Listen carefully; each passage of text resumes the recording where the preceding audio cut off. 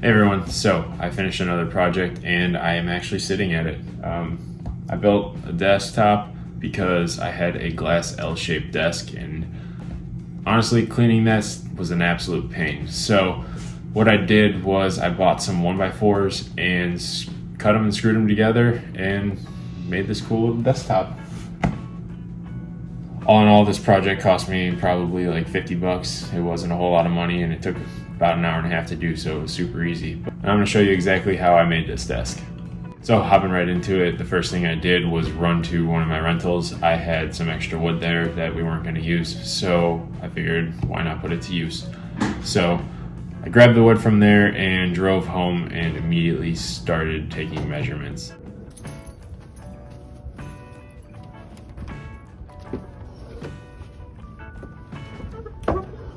You can kind of see what the desk looked like before. It was an ugly glass tabletop and it was just a pain to clean, like I said, and it was just not an enjoyable workspace. I want something that just feels a little more comfortable. So I started measuring. Luckily I had an extra tray that happened to be the same size as the original desk. So I put it closer to the door of the exit of the room. I pulled it back probably like 6 to 8 inches, just so the door can swing open and it doesn't feel like you're walking right into the desk when you come inside. But that measurement ended up being right at 7 feet. So from there I measured the next side, and that one was the same length as the desk originally, and that was probably like 40, I think it was 42 inches, something like that. It doesn't really matter, but if you're doing this at home, you'll do your own set of measurements. Now from there, I needed to clean off the desk just so I could have some workspace, so I set everything on the floor next to where I was working. And as soon as I finished that, I hopped into cutting the different pieces. Now the type of wood I'm using is just the 1x4s from Home Depot. It's a finishing based material, so it's usually pretty square and there's no warps or anything most of the time. So when you're buying, you don't have to be super particular about what you're buying, but make sure you look at it and don't buy it if it's completely warped, obviously.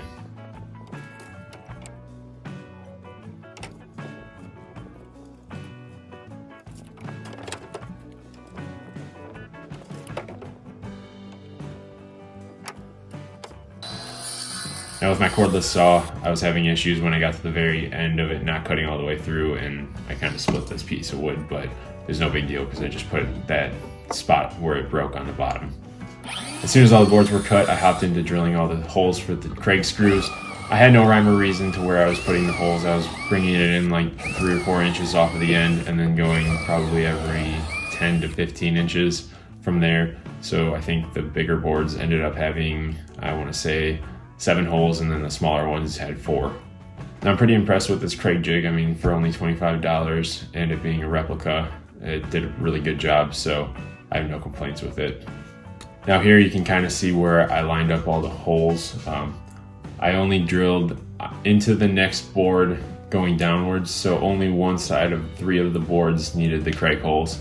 The last one was just going to get the screw into it. There was no need to drill into the next section because there wasn't one. Now before I did all this screwing, I made sure to line everything up to make sure I was happy with how the top of the board was going to land. I didn't want it to have any dumb imperfections that I missed, and I obviously missed some, but I'll point those out here in a little bit. Now when you get a little bit closer, you can see the imperfections I chose to hide. And from there I jumped into finishing the rest of the holes.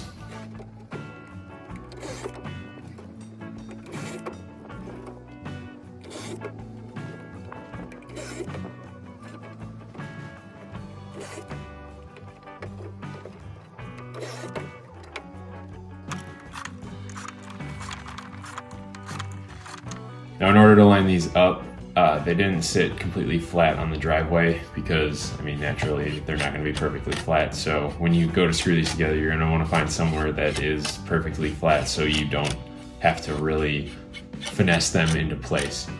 I had a little bit of finessing to do, so you're going to see me standing on these boards and pulling them in different ways just so everything screws in flush and I don't have to do a whole bunch of trimming or sanding.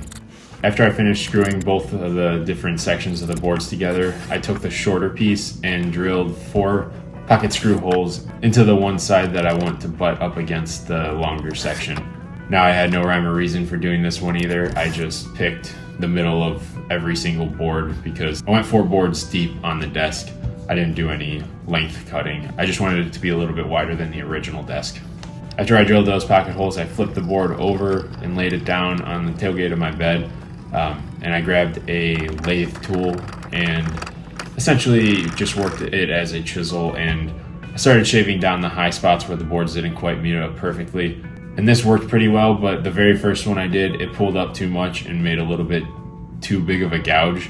And from there, that's exactly what decided my finish. I was gonna go for something that was a little bit more smooth and nicer, just because the boards are finished pretty well from the store, Home Depot or Lowe's, wherever you decide to buy it. But since I messed up in that spot, it sealed my fate, and I had to go with a rustic finish because I wasn't about to take it apart and redo everything. So once I got all the high spots shaved down, I took that chisel and pretty much just worked into the edges to make it look like the board was distressed and roughly used over the years. Obviously it wasn't, but I was going for that rustic look, so I took the chisel and just started working the edges. I didn't go too crazy, I just did some basic gouging, I guess you would call it. After I chiseled the edges, I grabbed my knife and started just pounding it in different spots just to make it look a little weathered, and it turned out pretty good.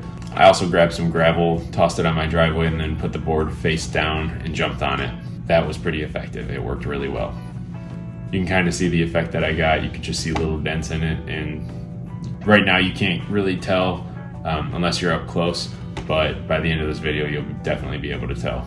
So after all the damage was done, I started sanding. I got the corners rounded a little bit because they're pretty sharp from the store, and I didn't want to be getting splinters and all that crap in my arms. So I gave it a quick little sand, nothing special, and I just used 80 grit and kind of went over the face of it, and that added some scratches to make it look a little bit more rustic also.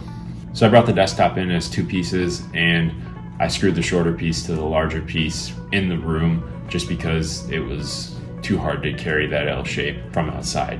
So work smarter, not harder, I guess. So with the help of my girlfriend, I got the desktop set in place. Now, I wasn't too happy with how it looked, and it was just bland. I didn't like it at all. So I was gonna stain it, but then I got to thinking, my floors are already wood, and I didn't want them not to match with the stain. So essentially, I just decided to get rid of the stain idea, and I remembered that I had a blowtorch in the garage from working on cars and stuff over the years. When you burn this wood, it brings out the grain and it looks amazing. I'm just gonna let you watch exactly what I did. It probably took like 30 minutes to do. It's not a fast process, especially if it's 36 degrees outside and your window's open, because your smoke alarm's going off in the other room. Also, I recommend doing this outside and not inside like I did.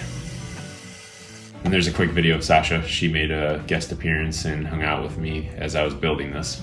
So I found it to be a lot easier to go long ways with the fire. Going side to side short ways was just taking too long, and it wasn't burning at an even rate. And I found that going the long ways, if you started from the bottom and went to the top, it was essentially warming up the next section, so it was burning a lot more evenly as long as you were moving at a good pace.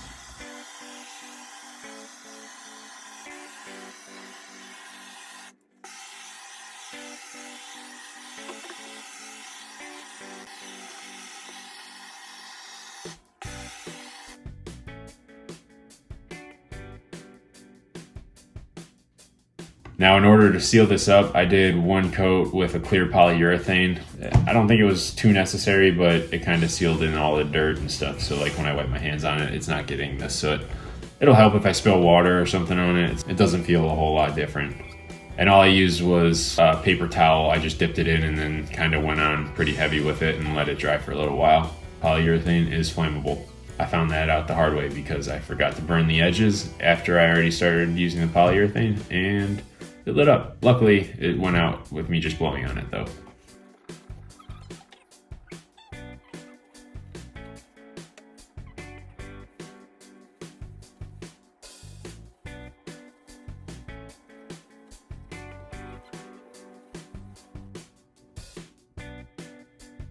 As soon as I finished doing the polyurethane and it was dry, I started putting everything back on the desk. And here we have the finished product. It turned out better than I expected it would, especially for me building in an hour and a half.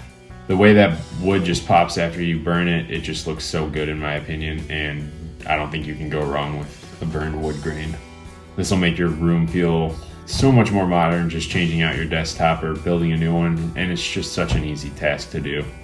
Now I am trying to still find out exactly how I want to style this desk. I like the minimalist approach, but I mean, I'm gonna work at it all the time. And I mean, between being a realtor and making videos, I'm going to be working at this desk a lot, so it may not work out to be a minimalist desk, but right now all I have is my lamp, my keyboard, my computer, my monitor. Well, I've got my Amazon and just a couple little small trinkets to show off, but other than that, it's pretty empty. I'm sure I'm going to fill it up with papers here relatively soon. So with that being said, that was a super easy project that I believe anyone can do, and it completely transformed the look of this room, and the fact that I feel really good working at my desk now makes me happy. I want to be in here rather than having to be in here working. If you have any suggestions on how I could have done it a little bit better, let me know. And if you decide to get into something like this, best of luck. Anyways, make sure you like, comment, and subscribe. That would mean the world to me. I'd love to hear your thoughts. Anyways, I'll catch you in the next one.